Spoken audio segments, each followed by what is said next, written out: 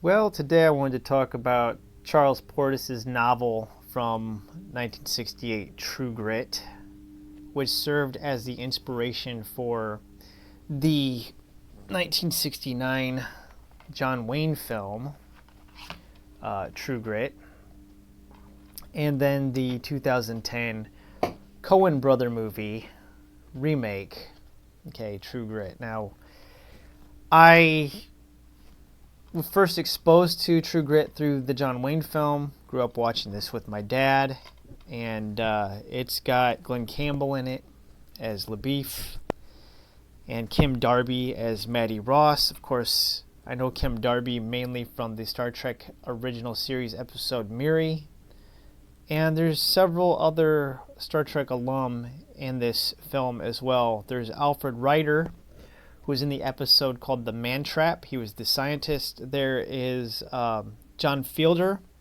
who was in the episode Wolf in the Fold, where Scotty's possessed by Radjack.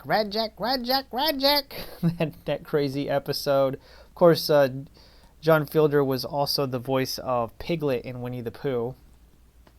And then Jeff Corey plays Tom Chaney in the John Wayne version, and he was in the episode called The Cloud Miners of season 3 of the original series. So, little tidbit for you there, but I really enjoyed that film. It has a lighter tone than the Coen Brothers remake. The Coen Brothers version is more in line with the novel. I mean, they're very similar movies until about the third act, and then they diverge. So this movie has the book's ending, essentially. So, enough about the movies. I like both movies. I think both have their strengths and weaknesses. It's hard for me to pick one above the other. I mean, I would give them both 4 stars. They're very different films. Talking about the book, I think the one thing that both of the films fail to capture is the voice of Maddie. Maddie Ross narrates the book, and it's fantastic. I love the narration. It's funny at times. She's got a lot of spunk. She's got a lot of grit. And I was not expecting to enjoy this book as much as I did. This was a first-time read for me. And I found that this wasn't just a great Western, right? But this is like a great book, period. I would rank this as, a fantastic novel. So the gist of it is, if you know nothing about it, is that Maddie's father is killed by a man named Tom Chaney, who is working for her father. And then she gets the help of Federal Marshal Rooster Cogburn to go and track him down in the Indian Territory. And they bring along a Texas Ranger named LaBeef. One of the things I really enjoyed about this book was getting to know a little bit more about Rooster, because his background in the movies, we don't really get to know a whole lot about him. And there's extended dialogue sequences in the novel. For instance, I think around page 140-ish, somewhere in there, Rooster talks about what he did during the war. Let's see. Oh, look here, page 142. He lost his eye in the fight at Lone Jack out of Kansas City. He said, "My horse was down too, and I was all but blind. Cole Younger crawled out under a hail of fire and pulled me back." Poor Cole.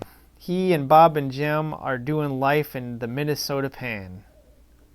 There you go. So he rode with these guys. He rode with William Quantrell and Bill Anderson, Bloody Bill.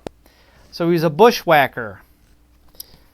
And we learn about his bushwhacking in both versions of the film True Grit, but his dialogue goes on for quite a few pages. We also learned that Maddie's father was in the Battle of Chickamauga, which happened in September of 1863, which was the largest war in the Western theater, and during that battle he was wounded and discharged from service. So this is a really good book, and I think the setting, if you want to take the time frame, we get Rooster Cogburn's birthday. He was born in 1835, and the book, Rutherford B. Hayes is the president. So I'm guessing it's probably like 1878, maybe, just a guess, which would put Rooster Cogburn's age at around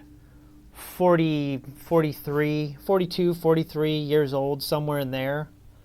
So obviously both John Wayne and Jeff Bridges were too old to play Rooster Cogburn. But this is a great novel. If you watch the movies, if you like the movies, do yourself a favor, pick up the book. The book is fantastic. It's a great read. I thoroughly enjoyed reading this. It's 5 out of 5 for me. I mean, this book is essentially flawless. I don't give many 5-star reviews. This is a 5-star review. This book gets 5 stars.